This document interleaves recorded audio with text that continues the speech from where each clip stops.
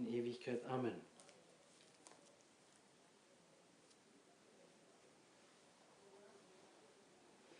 Au nom du Père et du Fils et du Saint-Esprit, ainsi soit-il. Bien chers fidèles, notre Seigneur Jésus-Christ, dans l'évangile d'aujourd'hui, comme dans celui de le dernier dimanche de l'année liturgique, parle des fins dernières, des grands signes dans le soleil, dans la lune, dans les astres. Il parle des forces de la nature qui seront ébranlées, des tremblements de terre, des guerres, des pestilences, de tous ces signes desquels il est dit qu'il faut les observer. Et Saint Luc, et seulement lui, ajoute, quand vous voyez ces signes, levez la tête, réjouissez-vous, la fin est proche, la libération est proche. C'est bien une attitude qui ne peut être que surnaturelle, parce que si je m'en tiens à ce que Saint Jean évangéliste ensuite, avec en détail, et révélera de ce qui sera la fin du monde, lorsque ceux qui ne sont pas fils de Dieu, ceux qui ont suivi l'Antéchrist, ceux qui auront suivi le prophète de l'Antéchrist, la fausse science, ceux qui se sont fait marquer sur la main, sur le front, lorsqu'ils seront dévorés par une ulcère terrible, lorsque les eaux de la mer, des fleuves et même des puits seront changés selon les 7 coupes de l'Apocalypse en sang, en putréfaction. Lorsque le soleil brûlera tellement qu'il fera mourir les gens par la chaleur, je ne sais pas si une réaction naturelle sera celle de se lever la tête et dire « tout va très bien, la libération est proche ». Non, la nature fera plutôt si qu'on sera consterné, comme dit la Sainte Écriture, et qu'on tremblera, qu'on aura peur, si on n'est pas fils de Dieu. Tandis que dans la grâce et avec la grâce, qui à ce moment devra animer bien notre cœur, gare à ceux, n'est-ce pas, dit Jésus-Christ en Saint Luc, qui en ce jour auront le cœur dans la tristesse, le cœur opprimé par les débauches, par le manger, par le boire, par les soucis de ce monde. Gare à eux, parce qu'ils ne lèveront pas la tête, ils seront dans le désespoir. Mes chers fidèles, nous cueillons donc ces paroles que seulement Saint Luc rapporte. Levez la tête et réjouissez-vous, votre libération est proche. Et nous suivons l'enseignement et de Saint Grégoire, pape, et de Saint Léon, pape, et du prophète Isaïe, qu'aujourd'hui Sainte Mère Église nous fait lire pour être instruits par Saint Grégoire sur la raison, sur pourquoi Dieu annonce ces choses et ces signes à la fin du monde, pour apprendre ensuite de Saint Léon qu'est-ce qu'on doit faire pour ne pas avoir le cœur opprimé quand ces choses arriveront, et quel est le but dernier de cette lutte, de cette vie d'ascèse, de cette vie de mortification, de renoncement à soi-même, à la concupiscence de la chair, des yeux et de la vie. Et cela, nous le verrons dans Isaïe. Prophète, nous dit Saint Grégoire, eh bien le Seigneur annonce tous ces mots qui accompagneront la vieillesse du monde, dit-il, afin que nous nous détachions de l'amour de ce monde. Et si nous ne voulons pas avoir la crainte de Dieu dans la tranquillité, à moins nous devons l'avoir devant son terrible jugement. Et ensuite, il passe en revue tous les signes et confirme qu'en effet, de son temps, Saint Grégoire meurt donc en 604 après Jésus-Christ, et il dit en effet, les guerres ont beaucoup augmenté, les tremblements de terre aussi, les signes dans le soleil, dans la lune, on ne les voit pas, mais le changement climatique annonce que la fin n'est pas très lointaine. Même chose en substance dit Saint Léon, avant le pape Grégoire. Et si quelqu'un aujourd'hui sourit en disant ben, les pauvres, chacun pensait que c'était le temps, mais ce n'est pas encore le temps, ils sont passés 1500 ans depuis. Non, ils se trompent de sourire et dire ils se sont trompés. Ils ne se sont pas trompés. Parce que les pères de l'Église nous disent ce que disait le prophète Isaïe 8 siècles avant Jésus-Christ concernait la fin du monde et concerne nos temps. Et nos temps sont le 2022 comme le 600 après Jésus-Christ. Et les signes de la fin des temps ont toujours et depuis commencé à se manifester. Au moment de la mort de Jésus-Christ, où le soleil s'est obscurci, la terre tremblait, les montagnes se sont rompues, eh bien c'est cela. Certainement, vers la fin des temps, ça se fait de façon toujours plus universelle et forte et intense, certains, mais non pas pour autant, il serait une erreur de Saint Grégoire d'avoir interprété de son temps, les guerres de son temps, comme un signe prédit par notre Seigneur Jésus-Christ de la fin des temps. Parce que en 2022, comme en 600 après Jésus-Christ, il faut se détacher de l'amour de ce monde et apprendre de ces événements que ce monde, si beau soit-il, passe. Qu'est-ce qu'il y a de plus beau de voir un coucher de soleil ou le lever du soleil? Une montagne enneigée avec le ciel bleu derrière, c'est une des choses les plus belles. Eh bien, il faut que je me détache même de cela. Et comment dois-je faire? Eh bien, Saint Léon nous l'enseigne. Après avoir cité notre Seigneur, veillez afin que vos cœurs ne soient pas opprimés par les crapules et le trop de bois et par la cure de cette vie, n'est-ce pas, la trop sollicitude pour les choses de la vie, qui serait une sollicitude aussi légitime et aussi un devoir. Eh bien, gare à vous, parce que si votre cœur n'est pas libre de partager la sagesse divine, eh bien, vous risquez de perdre la foi et de désespérer quand ces choses arriveront.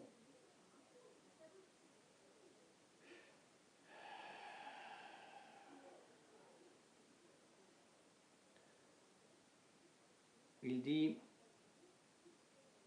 chacun doit se préparer à la venue de notre Seigneur Jésus-Christ, afin qu'il ne trouve aucun de nous en train de boire et manger et être submergé par les cures de ce monde. Et maintenant, Saint Léon devient grand médecin, nutritionniste si nous voulons, mais au point de vue surnaturel. Puisque l'expérience quotidienne nous enseigne, ô mes bien chers frères, que l'intempérance dans le boire offusque la vivacité de l'esprit et le trop de manger rend faible, affaiblit la vigueur du cœur, tellement que le plaisir de manger devient nocif à la même salut du corps, si la règle de la tempérance ne résiste pas à l'attraction et si cette tempérance n'enlève, ne ôte au plaisir ce qui serait de trop. superflu. Et bien que sans l'âme, la chair ne désire rien et ne reçoit, et bien qu'elle reçoit de cette âme la sensibilité, de la même âme, elle reçoit aussi le mouvement du corps, grande et bref synthèse de la psychologie, et explication de ce que c'est l'âme, principe de vie. Eh bien, la même âme, c'est elle qui doit nier quelque chose à la substance matérielle qui y est soumise, et avec un jugement interne doit freiner les sens externes de ceux qui pourraient leur faire du mal, afin que, et voilà le but ultime, afin que, libre presque toujours des cupidités du corps, elle puisse attendre dans l'intérieur de son esprit à la sagesse divine. Et ainsi se mettra à terre le tapage des cures de la terre, la rumeur de la cure de la terre, elle pourra jouir dans sainte méditation des délices éternes. Qu'est-ce que sont ces délices éternes, bien chers fidèles? Quelle est cette sainte méditation? Eh bien, c'est toujours Dieu qui nous le révèle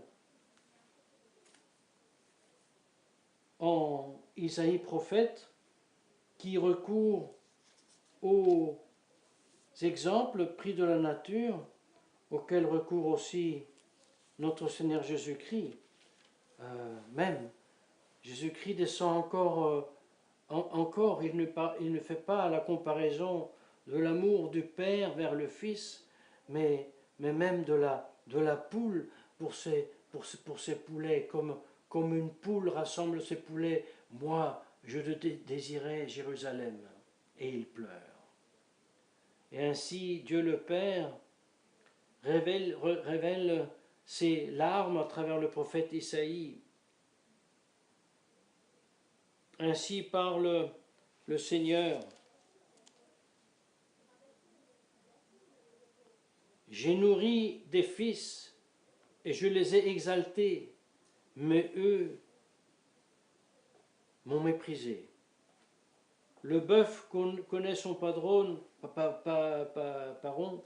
et l'âne la baguette de son Seigneur, mais Israël m'a pas reconnu et mon peuple ne m'écoute pas.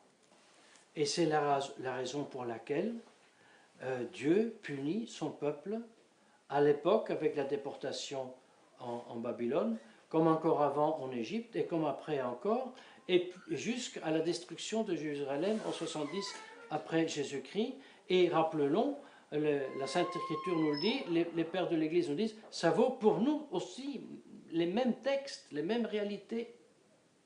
Allez en Afrique, vous trouvez les plus belles églises catholiques en dessous, dans le désert, couvert de sable. Imaginez une belle église, n'est-ce pas, je ne sais pas, Notre-Dame de Paris, un désert, avec les restes de Notre-Dame haut 50 cm de la terre. Ce n'est pas de la science-fiction, parce que ces exemples existent déjà. Le Moyen-Orient, l'Afrique du Nord, était une civilisation chrétienne fantastique qui était complètement détruite. Les pays rendus chrétiens par saint Paul sont pratiquement tous maintenant musulmans et désertifiés. Et donc ces menaces qui se sont vérifiées peu de temps après avec la destruction de Jérusalem se sont répétées maintes fois dans le monde chrétien, où des civilisations chrétiennes, des villes chrétiennes, des régions chrétiennes ont été complètement détruites. Et tout cela, n'est-ce pas, arrive pour le fait de ne pas aimer Dieu, de ne pas avoir Dieu dans le cœur, parce qu'au lieu de Dieu, il y a le plaisir des sens, de la chair de la richesse et de l'orgueil. Et c'est ça la racine aussi pour l'idolâtrie et pour le retour à l'idolâtrie de la Rome moderniste, qui est retournée explicitement à l'idolâtrie.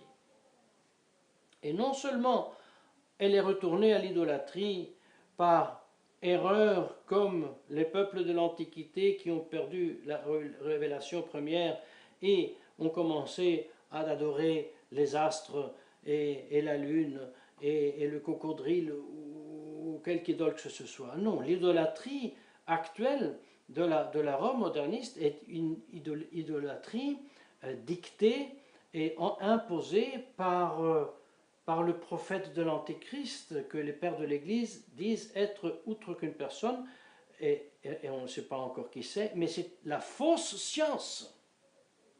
Quelle est cette fausse science qui est à l'origine de l'idolâtrie, qui est la religion aujourd'hui de la Nouvelle Rome? Quelle est cette fausse science?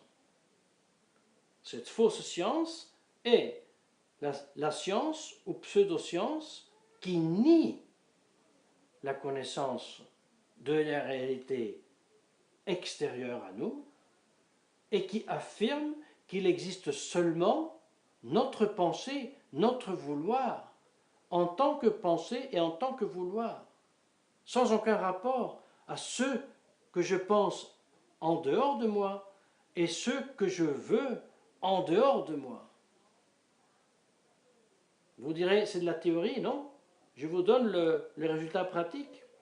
Parce que si j'applique cette nouvelle science que Joseph Ratzinger nomme la nouvelle philosophie, la philosophie des temps modernes, la philosophie des Lumières, que Joseph Ratzinger dit vouloir être le but du concile et de toute son œuvre à lui, de concilier cette nouvelle science, cette nouvelle philosophie avec la révélation, avec l'évangile. Eh bien, comment on fait cela?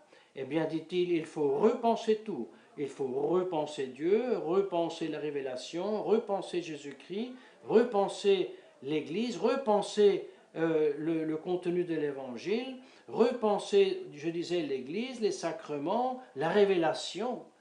Et quel est le résultat de ce repenser tout? C'est que je repense sans tenir compte des faits qui ont eu lieu parce que justement j'affirme de ne pas les connaître. Et alors, prenons l'exemple de Dieu. Que penses-tu de Dieu? D'accord, toi, numéro 15, très bien. On va tous à s'assise à penser Dieu, à prier Dieu. Toi, tu pries Bouddha, toi, tu pries Allah, toi, tu évoques ton esprit avec tes magnifiques plumes, et ainsi de suite. C'est ça le résultat de cette fausse science suggérée par Satan. En un mot, c'est un monde fou, mais non pas pour autant apostat et négateur de la révélation faite par Jésus-Christ, et pour cela, en le niant aussi, non pas pour autant en dehors de l'Église. Il faut être vraiment, avoir le cœur appesanti par je ne sais pas quoi, quel souci mondain, pour penser qu'il faut que j'aille à demander à ces apostats, à ces idolâtres, n'est-ce pas, qui même portent à la fin l'idole physiquement sur les épaules dans la cathédrale, dans la basilique de Saint-Pierre, combien mon cœur doit être appesanti par des soucis politiques, terrestres, de penser que je dois aller demander là-bas, d'être reconnu comme catholique. Vous savez, c'est pas ce que faisait Monseigneur Lefebvre quand il allait à Rome. Il faisait le contraire. Il allait à Rome pour leur dire, vous êtes des idolâtres. Et aujourd'hui, la fraternité va à Rome à demander à l'idolâtre d'être catholique. Mais c'est fou. Gare à nous. Gare à nous. Il est très facile quand on est dans la position juste, quand on est, comme on dit, quand on a, pour ainsi dire, comme on dit aujourd'hui, le pouvoir, d'être très tenté par toutes ces choses. Oh, merci mon Dieu que nous sommes rien et personne. C'est une grâce. Et étant rien et personne, nous avons à disposition la foi, les sacrements, même le sacerdoce, en pouvant nous adresser à des évêques catholiques. Tout cela, bien chers frères, pour conclure et vous inviter à un fructueux avant et voir toute la portée de la pénitence, toute la portée de la mortification, toute la portée de ce fait de se priver du plaisir de la table, de la chair, de réglementer aussi dans la vie conjugale le légitime plaisir de la chair, le voyant comme premièrement destiné à la procréation et deuxièmement non comme occasion de vivre de façon effrénée le plaisir, mais comme un remède à la concupiscence. Et cela nous portera à avoir le détachement que nous suggère Saint Grégoire de ce monde et nous ouvre la porte de devenir des enfants. Si vous ne vous devez pas comme des enfants, vous ne rentrerez pas dans le royaume des cieux. Et comme le petit enfant repose comme une béatitude dans les bras de sa mère, le chrétien adulte, fort, qui a fait famille, qui est en plein dans le monde, doit spirituellement redevenir enfant afin que, dégagé des soucis de ce monde, puisse reposer dans les bras de Dieu, comme il faisait de petit dans les bras de sa mère. Que la très sainte Vierge Marie nous obtienne cette grâce au nom du Père et du Fils et du Saint-Esprit, ainsi soit-il.